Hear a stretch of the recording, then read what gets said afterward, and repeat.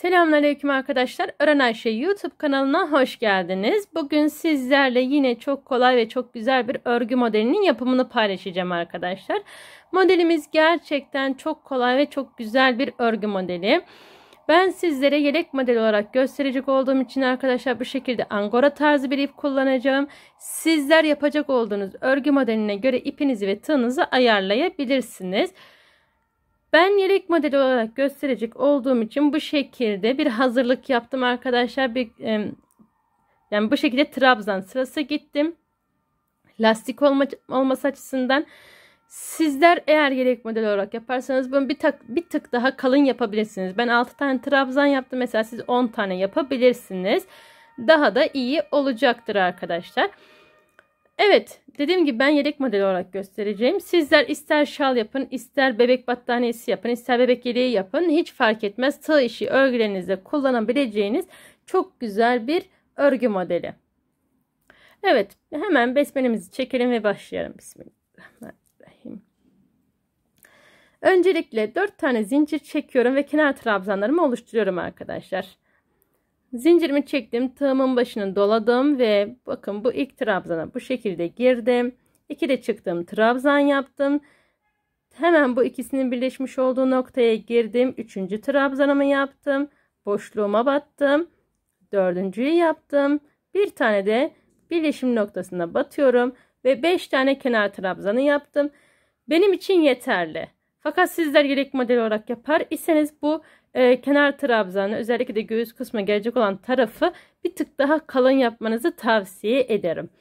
2 tane zincir çekiyorum, tığımın başını doladım, 2 tane atladım, 3.'ye girerek burada 6 tane trabzan yapıyorum. 2 3 4 5 ve 6. 2 tane zincir çekiyorum. Tığımın başını doladım. 1, 2, 3.'ye girdim. 2 seferde çıktım. Trabzanımı yapıyorum. Eğer trabzan yapımını bilmeyen arkadaşlarımız var ise kanalımda videolar kısmında veya örgü teknikleri oynatmak listemden bulabilirler arkadaşlar. Yine 6 tane trabzan yapacağım buraya. 2, 4, 5 ve 6. Arada 2 tane zincirim var. Tığımın başına doluyorum. 1, 2, 3.'ye giriyorum. Kanalımda çok güzel yelek modelleri, lif modelleri, patik modelleri, hırka modelleri, battaniye modelleri var arkadaşlar. Bunu da buradan hatırlatmış olalım.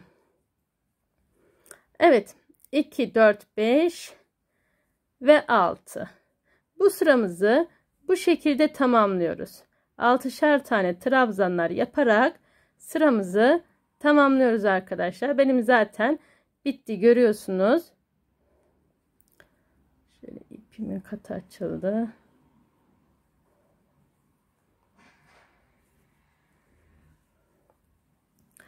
Kanalıma hala abone değilseniz arkadaşlar ücretsiz bir şekilde abone olup zil tuşunu aktif hale getirirseniz yapmış olduğum videolardan anında haberdar olabilirsiniz. Evet, bakın 2 tane atlıyorum, tam şu birleşmiş olan noktaya batıyorum. Yine burada yan yana 5 tane trabzan yapacağım. Başta olmuş olduğu gibi.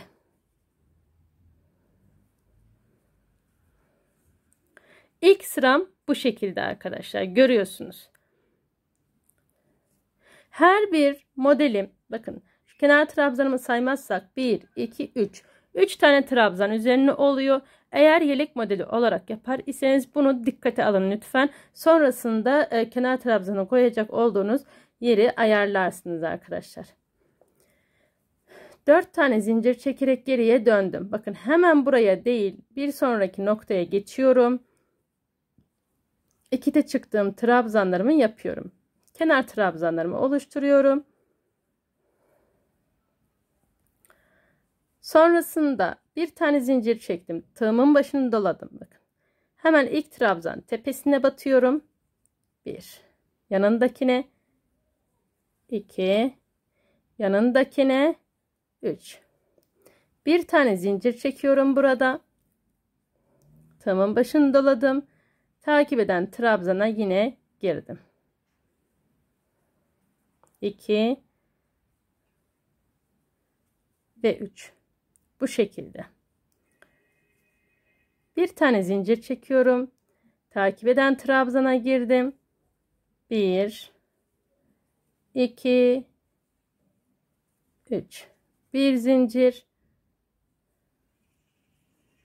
Her bir trabzanın üzerine batıyorum arkadaşlar. Sadece tam ortada bir tane zincir çekiyorum. Şöyle bakın. Bir tane daha göstereyim. 1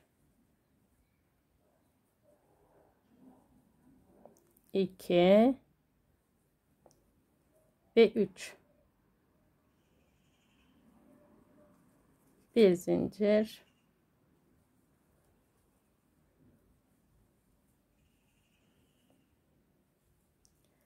Evet. Bu sıramı bu şekilde tamamlayalım lütfen. Evet arkadaşlar, bakın ben sıramı tamamladım. Kenar trabzanlarımı da yaptım. Hemen zincirimi çekiyorum. Tığımın başını doladım. İlk trabzana girdim. Trabzanımı yapıyorum. Birinci, ikinci ve üçüncü. Tam orta noktaya geldiğimizde 1, 2, 3, 4, 5, 6 tane zincir çekiyorum. Tığımın başını doladım. Takip eden trabzana girdim. 1, 2 ve 3. Bir zincir. Takip eden trabzana giriyorum. Bir sonraki modele hızlıca trabzanlarımı yapıyorum. Ara zincirime geldiğimde 6 tane zincir çekiyorum.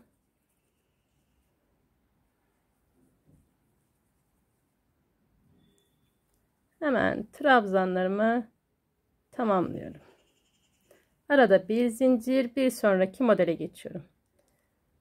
Bu sıramızı da bu şekilde tamamlayalım. Evet arkadaşlar, bu sıramı bu şekilde tamamladım. Kenar trabzanlarımı da yaptım. Şimdi burada yine bir tane zincirimi çekiyorum. Tığımın başını doladım. Trabzanlarımı hiç dokunmadan buradaki 6 tane zincir çekmiş olduğum boşluğuma gelerek 5 tane trabzan yapıyorum.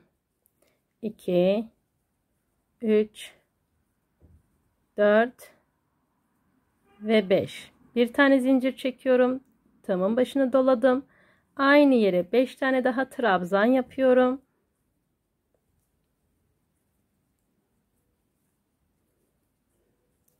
Dört ve 5.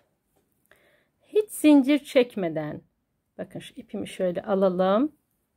Hiç zincir çekmeden buradaki boşluğun içerisine, bakın bir tane zincir çekmiştik iki model arasında. Buraya sık iğne olacak şekilde sabitliyorum. Şöyle göstereyim.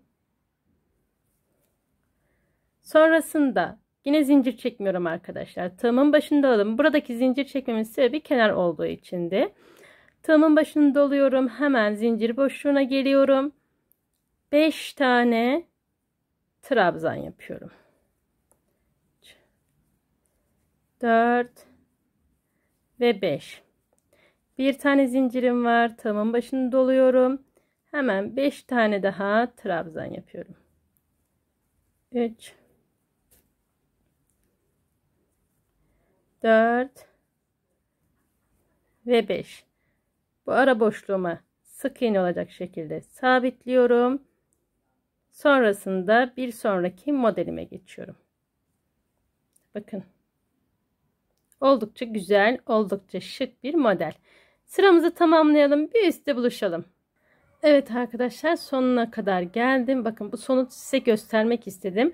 En sonunda trabzanı yaptıktan sonra kenar olduğu için bir tane zincir çekiyorum ve trabzanlarıma geçiyorum. Sabitleme yok arkadaşlar en son modelde.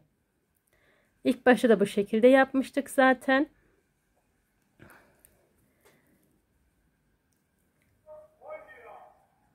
Evet, bu şekilde kenar trabzanlarımı da tamamlıyorum. 1 2 3 4 tane zincir çekiyorum, geriye döndüm. Hızlıca trabzanlarımı yapıyorum.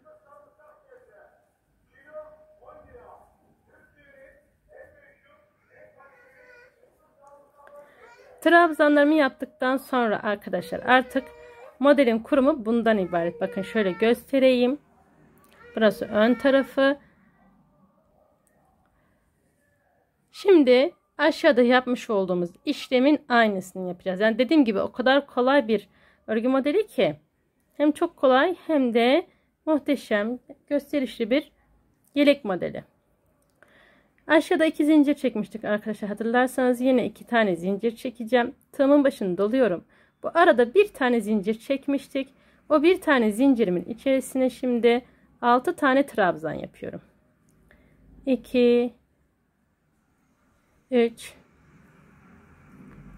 4 5 ve 6.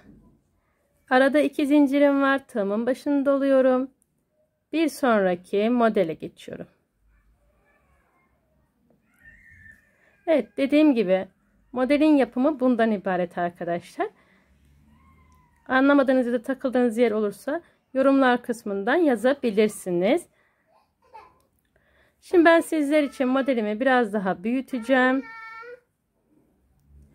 5 ve 6. Şöyle göstermek istiyorum. Modelimi biraz daha büyütüp sonrasında geliyorum arkadaşlar. Evet arkadaşlar, bakın gördüğünüz gibi ben modelimi sizler için birkaç sıra daha ördüm. Yani bir model daha olacak şekilde tamamladım. Çok güzel çeyizlik yelek modelleri, şal modelleri, battaniye modelleri, bebek yelek modelleri olabilir arkadaşlar. Bayan yelek modellerinde de kullanabilirsiniz. En yeni, en güzel yelek modellerinden bir tanesi. Muhteşem bir yelek modeli oldu. Ben çok beğendim. Umarım sizler de beğenmişsinizdir ve benimle birlikte yapmak istersiniz arkadaşlar. Eğer videomu beğendiyseniz beğen tuşuna basmayı, emeğe saygı olarak ufacık da olsa bir yorum yapmayı ihmal etmezseniz gerçekten çok sevinirim. Evet, bugünkü örgü eğitim videomuzda bu şekilde bir örgü modeli paylaştık arkadaşlar. Dediğim gibi ben modelimi çok beğendim. Umarım sizler de beğenmişsinizdir ve benimle birlikte yapmak istersiniz. Bir sonraki videolarda buluşmak üzere. Allah'a emanet olun. Sevgiyle kalın. Hoşça kalın.